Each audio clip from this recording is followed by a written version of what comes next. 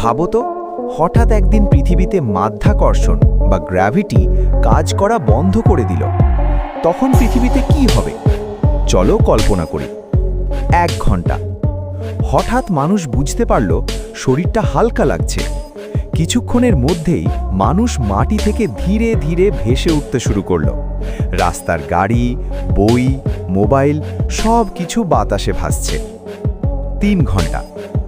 বাড়ির ভেতরের জিনিসপত্র সব উড়ে যাচ্ছে।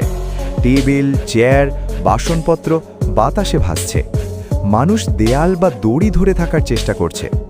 বাইরে দেখলে মনে হবে পুরো পৃথিবী যেন স্পেসে পরিণত হয়েছে। 6 ঘন্টা। সমুদ্রের পানিও ধীরে ধীরে উপরের দিকে উঠতে শুরু করেছে। বিশাল পানির ফটা আকাশে ভাসছে। মাছগুলো পানির সাথে ভেসে যাচ্ছে। হঠাৎ আবার মাধ্যাকর্ষণ ফিরে এলো।